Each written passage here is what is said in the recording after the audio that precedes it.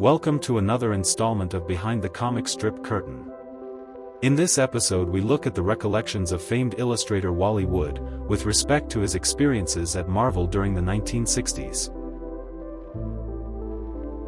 In 1964, artist Wally Wood was a very well-known and respected talent in the American comic book industry.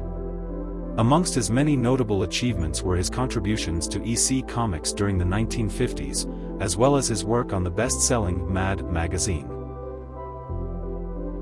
Unfortunately, Wood also experienced chronic headaches and other health issues throughout his adult life, and the emergence of problematic personal traits reportedly contributed to his sudden departure from the highly successful Mad publication.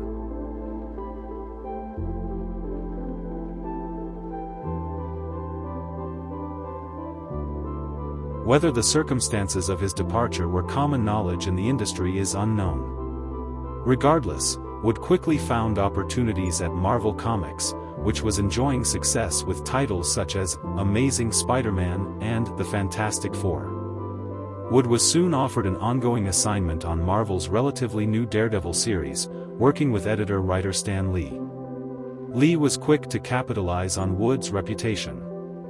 On the cover of Daredevil number 5, dated December 1964, he added a prominent cover blurb to announce that, under the brilliant artistic craftsmanship of famous illustrator Wally Wood, Daredevil was reaching new heights of glory.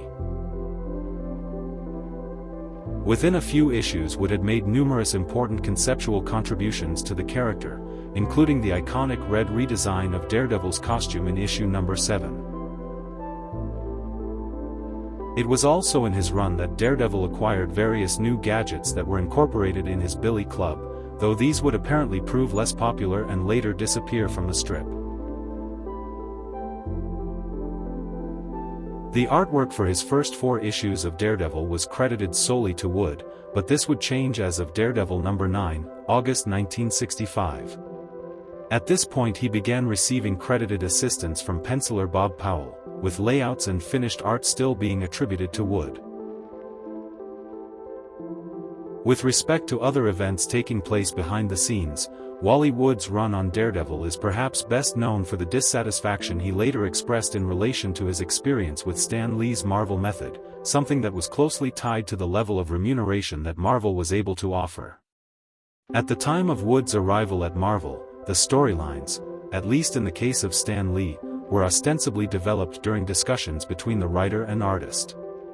The artist would then use the agreed plot ideas to draw up the story in panel form, with all of the dialogue and narrative being added afterward by the credited writer. According to Wood's later recollections, Lee contributed very little to their Daredevil stories. Perhaps more importantly, Wood viewed their creation as being a writer's responsibility. "I enjoyed working with Stan on Daredevil, but for one thing. I had to make up the whole story. He was being paid for writing, and I was being paid for drawing, but he didn't have any ideas. I'd go in for a plotting session, and we'd just stare at each other until I came up with a storyline. I felt like I was writing the book but not being paid for writing." As an artist working under the Marvel method, payment for his contributions, whether artistic or conceptual, was simply in accordance with his page rate. And that rate was much lower than what he was used to.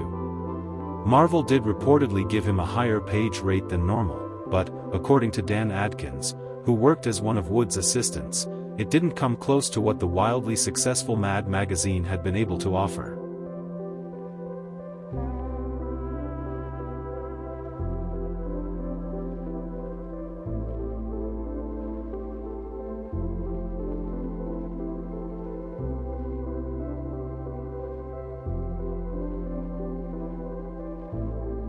Wood's frustration with the situation led him to ask Lee for an opportunity to write the dialogue and narration himself.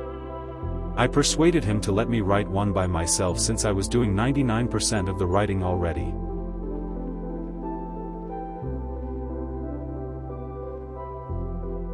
Wood, with the aid of one of his assistants, prepared the story outline for Daredevil number 10, October 1965. "I wanted to show I was really writing it, so I wrote out this outline. One of the guys I was working with at the time, maybe it was Dan Adkins or Ralph Reese, helped me on it.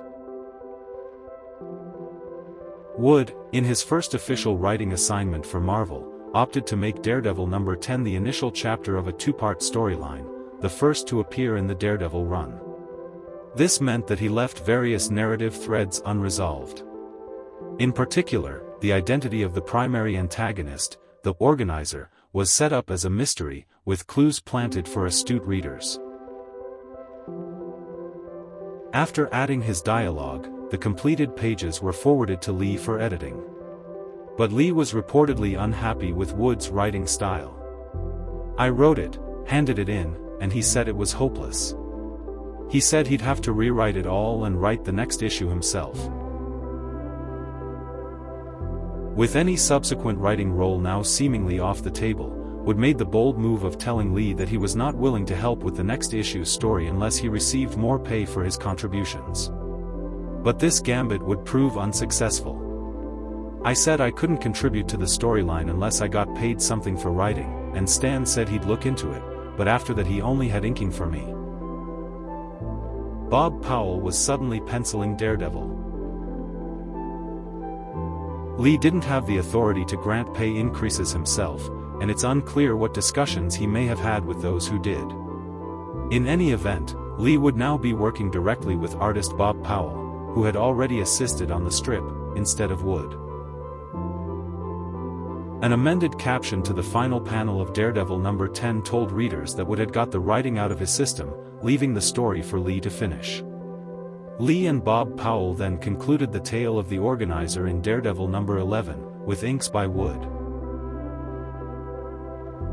Lee reportedly told Wood that the reason Powell was now penciling was because of a decision to shift Daredevil from a bi-monthly to a monthly schedule as of issue number 11.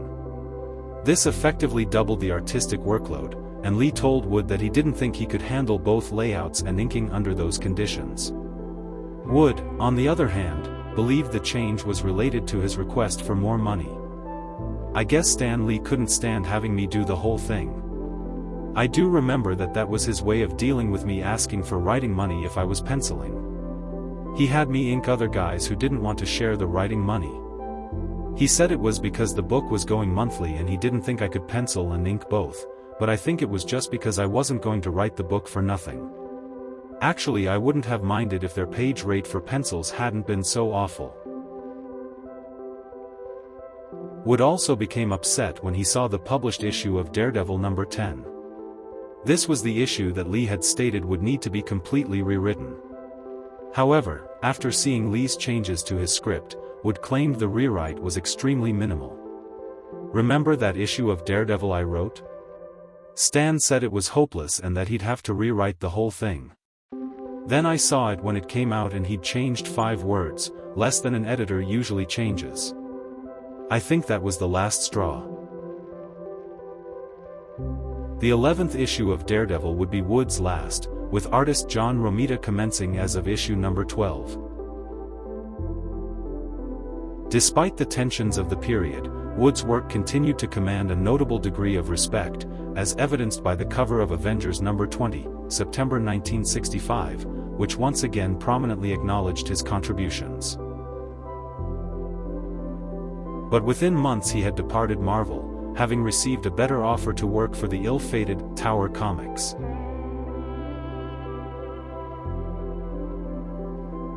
Stan Lee never provided his own version of these events in any published interviews, however there is some material from the era to support part of Wood's recollections. This can be seen in the letters page of Daredevil number 12, January 1966, where readers were informed that Wood's script for issue number 10 was essentially rewritten by Lee, which is what Wood was told would happen.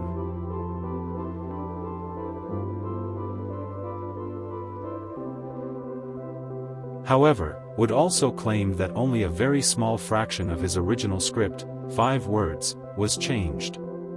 Over the years, scans of various surviving original art pages from Daredevil number 10 have appeared on the market. A close examination of these shows many instances of whiteout and paste-overs, presumably evidence of dialogue edits made after the pages had been inked and lettered. If this is an accurate indication of the total script editing that took place, the changes were substantially short of a complete rewrite, but they were also significantly more than the 5 words recalled by Wood. Wood's departure in 1965 did not end his relationship with Marvel. After the collapse of the Tower Comics line and a period of work for DC, he returned to accept new assignments. With Lee's involvement in such projects confined to an editorial role, Wood produced numerous stories, including several he scripted himself, for titles such as Tower of Shadows in 1970. Wood also worked on a series of Doctor Doom stories beginning in Astonishing Tales No. 1, August 1970. Roy Thomas and Stan Lee's brother, Larry Lieber, were the credited writers during the first 3 issues. This was apparently a decision by editor Stan Lee, to ensure the scripts were in the Marvel style. The storylines, however, came from Wally Wood, as Roy Thomas later recalled. Although the Doctor Doom series was well regarded, Wood's difficulties with Marvel management soon resurfaced when editor Stan Lee and writer Roy Thomas noticed an unwelcome change in his art style over the course of the series, which they attributed to Wood's increased reliance on uncredited assistants.